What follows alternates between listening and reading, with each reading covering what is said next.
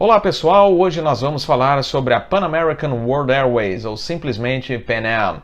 A companhia aérea norte-americana dominou o mundo e ficou conhecida, inclusive, como a Rainha dos Céus, mas acabou sucumbindo em 1991 em decorrência de má gestão administrativa, da queda do volume de passageiros em função da Guerra do Golfo e também do atentado terrorista de Lockerbie em 1988, que resultou na morte de 259 passageiros, além de 11 pessoas em terra.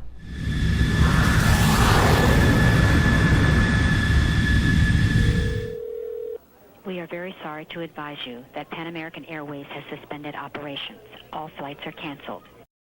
A Pan American então encerrou suas atividades em 1991 e ainda hoje deixa saudades entre ex-funcionários, passageiros frequentes e entusiastas da aviação. Bem verdade, a companhia norte-americana vinha sofrendo com saúde financeira debilitada e sua frota de Boeing 747 já estava obsoleta e não eram raros os casos de voos em atraso por manutenção. Vale lembrar que os jumbos da Pan Am eram os primeiros fabricados no mundo.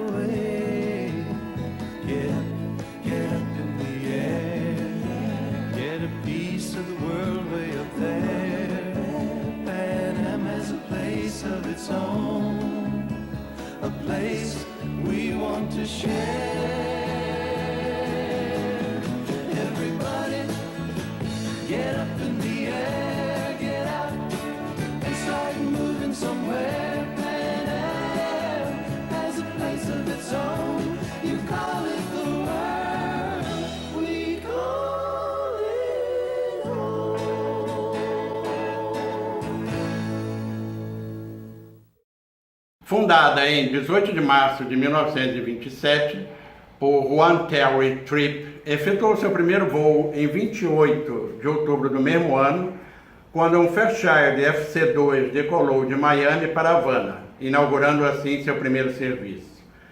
A Pan American proporcionou um grande desenvolvimento da aviação, ajudou a criar grandes aeronaves, foi a primeira companhia a atravessar o Pacífico com seu Martin 130 China Clipper, a primeira a voar para a Europa com o Boeing 314 para Lisboa e Londres, e muito contribuiu para o desempenho da aviação comercial no Brasil, pois após adquirir a NIRBA do Brasil, transformou-a em Panair do Brasil, que foi uma grande companhia brasileira e cujas aeronaves muitas vezes eram oriundas da própria Pan Am.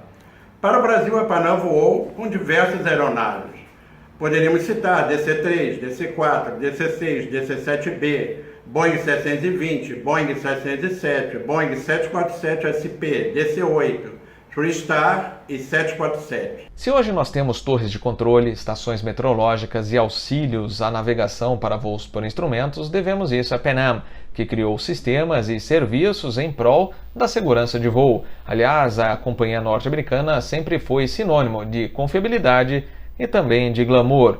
Lembro nos idos dos anos 70, quando eu viajava com a minha família ao Rio de Janeiro, que a gente se hospedava no mesmo hotel que a Pan Am utilizava para o pernoite dos tripulantes, e a gente sabia exatamente a hora que pilotos e comissários de bordo, em uniformes impecáveis, adentravam ao lobby do hotel. O burburinho dava lugar ao silêncio e os olhares se voltavam para os tripulantes. Época de ouro da aviação, que foi muito bem retratada na minissérie Pan Am, que foi produzida pela Sony Pictures Television e exibida pelo canal ABC entre 2011 e 2012.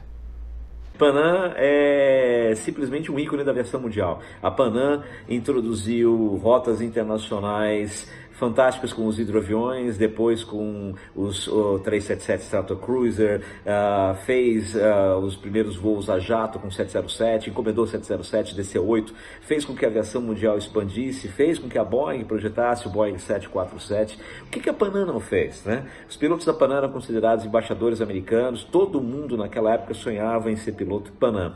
Tinha, claro, as outras empresas, mas a Panam é uma empresa fora da curva. Fez o prédio icônico em Nova York, onde hoje, ali no centro de Manhattan, né, funciona a MetLife. Quer dizer, a Panam era uma empresa assim, de primeiríssima linha. Eu tenho muito orgulho de ter conseguido voar na Panam 2 vezes, um 747 e um TriStar do Rio de Janeiro, no final dos anos 80. E vou aqui trazer uma lembrança e uma dica para todo mundo que gosta de Panam. Quem que puder estar em Key West, nos Estados Unidos, existe um bar na cidade que é propriedade da Kelly McGillis, que é aquela atriz do Top Gun com o Tom Cruise, e esse bar funciona no imóvel que foi o primeiro escritório da Panam no mundo, quando ela ainda era uma empresa que funcionava ali com voos para Cuba.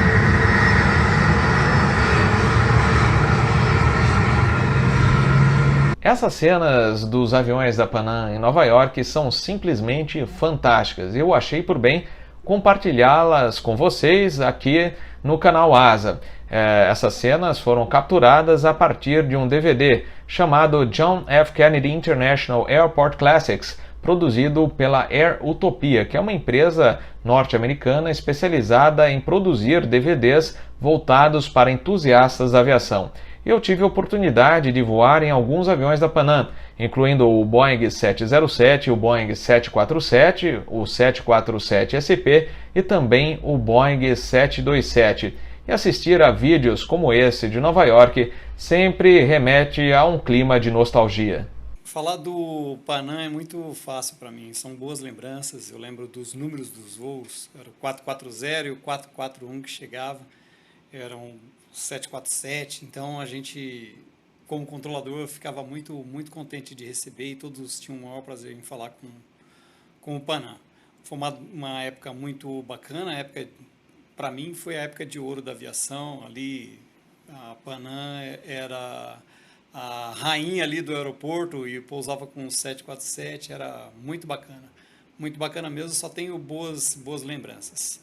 Tão boas lembranças que eu acho que eu tenho em casa, guardado, a última ficha de progressão de voo do Panam 440. E eles tinham o nome, o prefixo deles era Clipper. Era muito bacana mesmo. Boa época, boas lembranças, sempre. Clipper 440, we're squawking 050, proceed out to 098 radio, climbing to 270 and we'll call passing 130. A Panam operou 3 voos no Aeroporto Internacional de São Paulo Guarulhos. Um voo para Miami, com escala no Aeroporto Internacional do Rio de Janeiro, Galeão, com Boeing 747, um voo sem escalas para Nova York, também com Jumbo, e ainda um voo non-stop para Miami, com Airbus A310. Os frequentadores assíduos do antigo terraço panorâmico de Guarulhos, os integrantes da Associação de Escuta do Tráfego Aéreo, esperavam com ansiedade os pousos dos aviões Clippers. Nós tivemos a oportunidade ainda de visitar o Jumbo no voo inaugural para Nova York e ainda o Airbus A310 no voo inaugural para Miami, a convite do gerente da base, na época o Sr. Vitor Ferrarin. E ainda um grupo de 40 entusiastas da ETA foi convidado para participar de uma visita ao Jumbo no pátio remoto, com direito a lanche a bordo e ainda uma exibição do cinema no 747.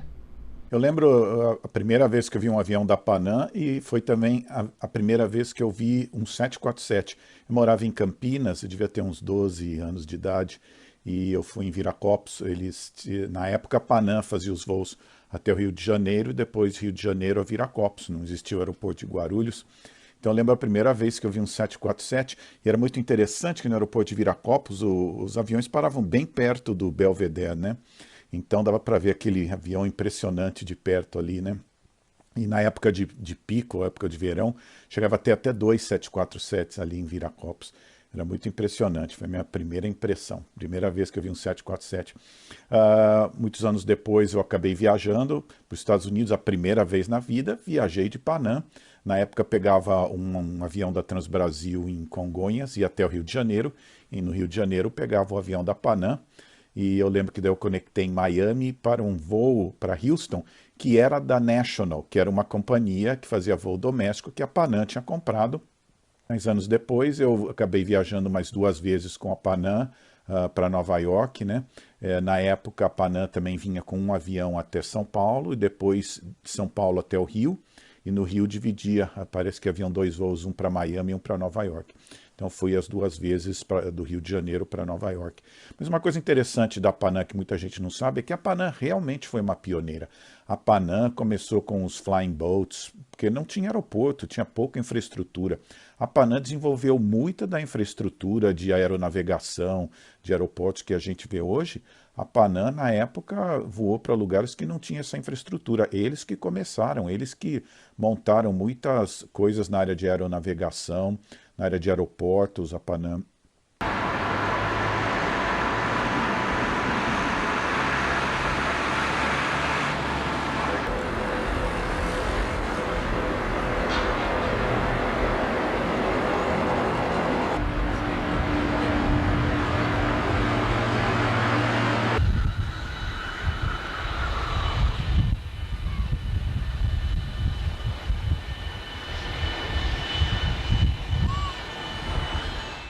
Certamente o encerramento das operações da Pan American em 1991 trouxe uma tristeza generalizada ao redor do mundo, especialmente para os funcionários que se viram órfãos de uma hora para outra e precisariam recomeçar suas carreiras profissionais em companhias aéreas congêneres. Difícil, mas não impossível. Sobram apenas a nostalgia e a saudade de uma época de muito glamour na aviação, como recorda a comissária Nívia Nascimento, que é uma das poucas brasileiras que tiveram o privilégio de voar nas asas da Pan American World Airways. Obrigada pelo convite para falar sobre a Panam, empresa que eu comecei a voar há 28 anos atrás.